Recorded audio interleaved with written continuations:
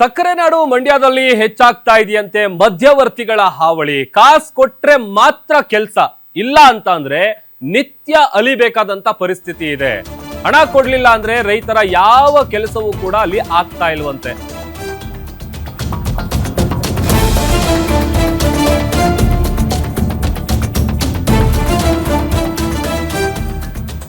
ಮಂಡ್ಯದಲ್ಲಿ ಹೆಚ್ಚಾಗ್ತಿದೆಯಂತೆ ಮಧ್ಯವರ್ತಿಗಳ ಹಾವಳಿ. ಕಾಸು ಕೊಟ್ರೆ ಮಾತ್ರ ಕೆಲಸ, ಇಲ್ಲ ಅಂತ ಅಂದ್ರೆ ಪ್ರತಿದಿನ ಅಲಿಬೇಕಾದಂತ ಸ್ಥಿತಿ ಇದೆ. ಹಣ ಕೊಡ್ಲಿಲ್ಲ ಅಂದ್ರೆ ರೈತರ ಯಾವ ಕೆಲಸವೂ ಕೂಡ ಆಗಲ್ವಂತೆ. ಮಂಡ್ಯ ಜಿಲ್ಲೆ ಕೆಆರ್ ಪೇಟೆ ತಾಲೂಕಲ್ಲಿ ಭ್ರಷ್ಟಾಚಾರ ತಾಂಡವ ಆಡ್ತಾ ಇದೆ ಅನ್ನುವಂತ ಆರೋಪ ಕೇಳಿಬಂದಿದೆ. ಮಧ್ಯವರ್ತಿಗಳ ಜೊತೆ ಡೀಲಿಂಗ್ಗೆ ಇಳಿದಿದ್ದಾರಂತೆ ಅಧಿಕಾರಿಗಳು. ಟೀ ಕುಡಿತಾ, ಸಿಗರೇಟ್ ಸೇತ್ತಾ, ಕ್ಯಾಂಟೀನ್ ನಲ್ಲೇ ಡೀಲಿಂಗ್ ಏನಾದ್ರೂ ಮಾಡ್ಕೊಳ್ತಾ ಇದ್ದಾರಾ ಅನ್ನುವಂತ ಪ್ರಶ್ನೆ ಹುಟ್ಕೊಳ್ತಾ ಇದೆ. ಕಚೇರಿಯಲ್ಲಿ ರಾಜಾರೋಷವಾಗಿ ಕುಳಿತು ಹಣವನ್ನ ಕೇಳ್ತಾ ಇದ್ದಾರೆ, ಹಣಕ್ಕೆ ಡಿಮ್ಯಾಂಡ್ ಇಡ್ತಾ ಇದ್ದಾರೆ ಮೀಡಿಯೇಟರ್ಸ್ಗಳು. ಮಧ್ಯವರ್ತಿಗಳಿಗೆ ಸಾಥ್ ನೀಡಿ ಜೇಬ್ ತುಂಬಿಸ್ಕೊಳ್ತಾರಂತೆ. ಈ ತರದೊಂದು ಆರೋಪ ಕೇಳಿ ಬರ್ತಾ ಇದೆ. ಶಿರಸ್ತೆದಾರ್ ಅಸ್ಲಂ ಬಾಷಾ ಲಂಚದ ಬಗ್ಗೆ ರೈತ ಒಬ್ರು ರೂಮ್ ನಲ್ಲಿ ಪ್ರಶ್ನೆ ಮಾಡಿದ್ರು, ಯಾಕೆ ಹಿಂಗ್ ಮಾಡ್ತಾ ಇದ್ದೀರಾ? ಆತನನ್ನ ಕೂಡಿ ಹಾಕಿ ದರ್ಪ ಮೆರೆದಿದ್ದಾರೆ ಅನ್ನುವಂತ ಆರೋಪ ಕೂಡ ಕೇಳಿ ಬಂದಿದೆ. ಕೆಆರ್ ಪೇಟೆ ತಾಲೂಕು ಕಚೇರಿಯ ವಿರುದ್ಧ ಈ ತರದೊಂದು ಗಂಭೀರ ಆರೋಪ ಕೇಳಿ ಬಂದಿರೋದು. ಭ್ರಷ್ಟಾಚಾರಕ್ಕೆ ಕಡಿವಾಣ ಹಾಕಿ ಅಂತ ಸಾರ್ವಜನಿಕರು ಆಗ್ರಹಿಸ್ತಾ ಇದ್ದಾರೆ. ರೈತರನ್ನ ಅಲೆದಾಡಿಸ್ತಾ ಇದ್ದಂತ ಅಧಿಕಾರಿಗಳಿಗೆ ಶಾಸಕ ಎಚ್ ಟಿ ಮಂಜು ಅವರು ಕೂಡ ಕ್ಲಾಸ್ ತಗೊಂಡಿದ್ದಾರೆ.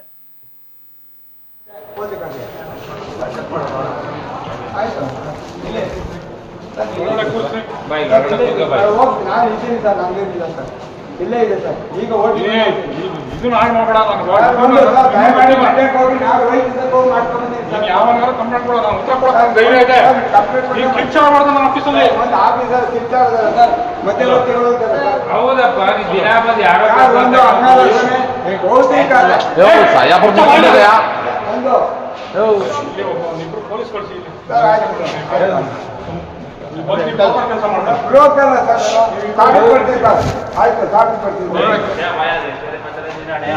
ಮಾಡಬೇಕು. ಬಿ ಆರ್ ಐಗಳು ಕಾರಣಾಂತರದಿಂದ ಅವ್ರು ಮಾಡೋಕ್ಕೆ ಬರ್ತಾ ಇಲ್ಲ ಅಂತ ನನಗನ್ನಿಸ್ತದೆ. ಯಾಕೆಂದರೆ ನಮ್ಮ ಗ್ರಾಮದ ಒಂದು ಬಡ ಜನತೆಯ ಒಂದು 7 ಗುಂಟೆ ಜಮೀನು ಸೇರಿ ಆದೇಶ ಮಾಡಿರ್ತಕ್ಕಂಥದ್ದನ್ನ ನಾನೇ ತಂದು ಇಲ್ಲಿ ಕೊಟ್ಟಂಥ ಸಂದರ್ಭದಲ್ಲಿ ನನ್ನ ಮಧ್ಯವರ್ತಿ ಅಂತೇಳಿ ನಮ್ಮ ಎಲ್ಲರೂ ಈ ತಾಲೂಕಲ್ಲಿ ದಂಡಾಧಿಕಾರಿಗಳು ಕೂಡಾಕಿದ್ದು ಎಲ್ಲರಿಗೂ ಗೊತ್ತು. ಆಲೆ ನಾನೇ ಅನ್ಯಾಯ ಅಂತೇಳಿ ಓದಿಕತೆಗೆ ಅರ್ಜಿ ಕೊಟ್ಟು ಸಹ 3 ತಿಂಗಳಾಗದೆ ಮಾಡ್ಕೊಡ್ತಲ್ಲ ಸರ್.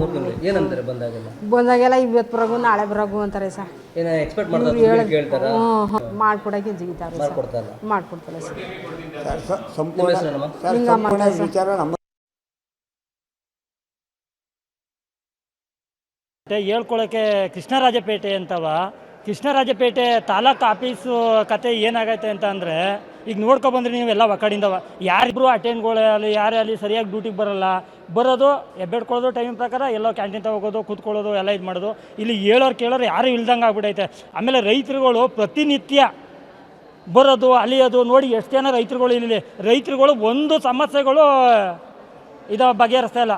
ಈಗ ಮೊನ್ನೆ ಈಗ ಒಂದು 15 ದಿವಸ ಆಗೈತೆ ಬಂದು ತಹಸೀಲ್ದಾರು ಅವರು ಕೇಳೋಕೆ ಹೋದರೆ ಇಲ್ಲಿ ನಾನು ಮಧ್ಯವಾರದ ಅವತ್ತುಗಳ್ದ ನಾನೊಂದು ಇದು ಮಾಡ್ತೀನಿ, ಹೊರಗಡೆ ಇರ್ತೀನಿ ಅಂತಾರೆ. ನೀವು ನೋಡ್ರಲ್ಲ ಈಗ ಎಷ್ಟು ಜನ ಮಧ್ಯವರ್ತಿಗಳು ಇಲ್ಲಿ ಮಧ್ಯವರ್ತಿಗಳು ಬಂದರೆ ಕೆಲಸ ಆಯ್ತದೆ. ಡೈರೆಕ್ಟಾಗಿ ರೈತರುಗಳು ಬಂದರೆ ಯಾವುದೇ ಕೆಲಸಗಳು ಆಗಲ್ಲ. ತಿಳಿಸ್ತಾರೆ ಅಂತಿದ್ದಾರೆ. ಆ ಯಪ್ಪ ಯಾತೂ ಪ್ರಯೋಜನ ಇಲ್ಲ.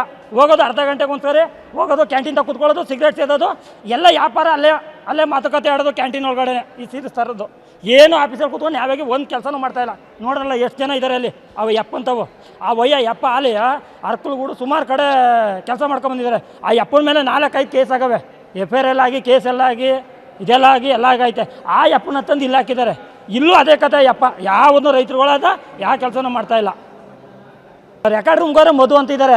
ಆ ಯಪ್ಪ ಪ್ರತಿನಿತ್ಯ ರೈತರುಗಳ ಹೊಸಿ ಸುತ್ತಾಡ್ಸಲ್ಲ, ಮಾಡೋದು ಇದು ಮಾಡೋದು. ಪೇಮೆಂಟವ್ರು ಕೊಟ್ಟವರು ಮಾತ್ರ ಅಲ್ಲೇ ಒಳಗಡೆ ಎಂಟ್ರಿ, ಇಲ್ಲ ಅಂತಂದರೆ ಒಳಗಡೆನೇ ಎಂಟ್ರಿ ಇಲ್ಲ.